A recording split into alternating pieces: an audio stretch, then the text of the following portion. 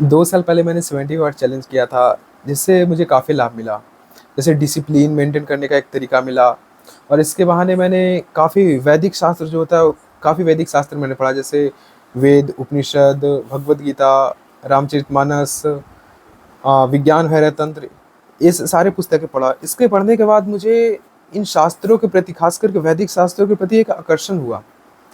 पिछले 2 साल है उसमें मैंने कोई ख़ास एक्टिविटी किया नहीं है।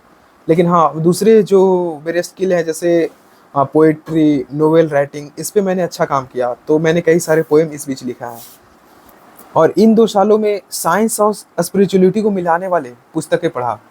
जैसे कॉन्शियसनेस बियॉन्ड द माइंड, इस तरह की जो पुस्तकें हैं, या तो द प्रूफ ऑफ हेवन।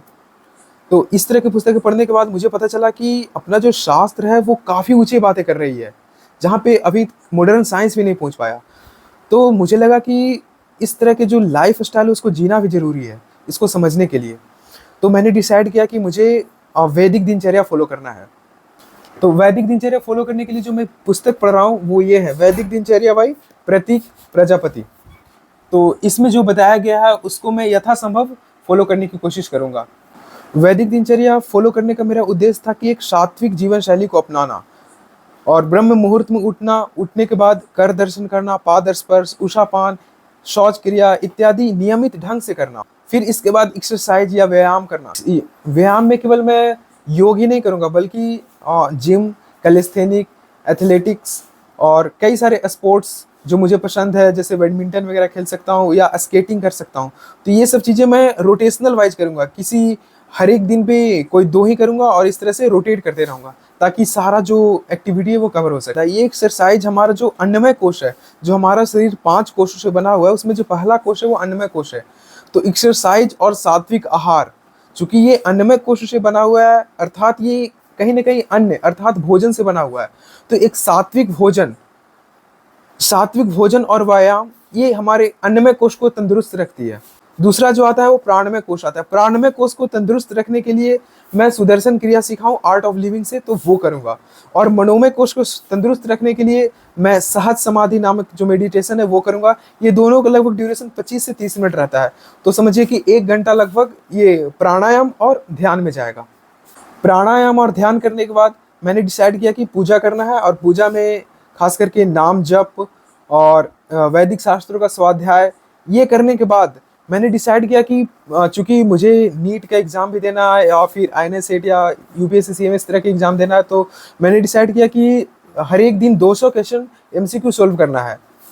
और उसका लगभग 10 क्वेश्चन, जो 10 इंपॉर्टेंट क्वेश्चन होगा, मैं इसका स्क्रीनशॉट इस वीडियो में डालूंगा। अभी जो एक वीक है ना, लगभग 22 तारीख तक, ये थोड़ा हेटिक शेड्यूल है मेरा। लगभग उसमें 7 बजे से लेकर के 6 बजे तक मैं पीएचसी में रहता हूँ, तो इस समय थोड़ा सा मुश्किल हो पा रहा है फॉलो करना। लेकिन जो मैं जितना हो पाए मैं कोशिश करूंगा इसको फॉलो करने के लिए। उसके बाद 22 तारीख के बाद प्रॉपर जो ये वैदिक दिनचर्या बुक में बताया गया ना, इसको मैं लगभग प्रॉपर फॉलो करूंगा, जिसमें कीर्तन वगैरह हो गया, या तो पूजा की जो प्रॉपर विधि है उसके अनुसार इस्कॉन से जुड़ के मैं पूजा करने की विधि को फॉलो करूंगा। अब ये एक्सरसाइज या तो एमसीक्यू सॉल्व करना, इसके अलावा जो मुझे सबसे ज़्यादा पसंद है, क्योंकि मेरा जो पर्सनैलिटी है वो एम टाइप का है। एम टाइप मतलब कई सारे चीज़ों को एक साथ करने का मन करता है कि हर एक चीज़ सीख लूँ। तो मैं इस चीज़ का जो अंदर ये पर्सनैलिटी, उसको मैं चाहता हूँ कि मेंटेन करके रखूँ।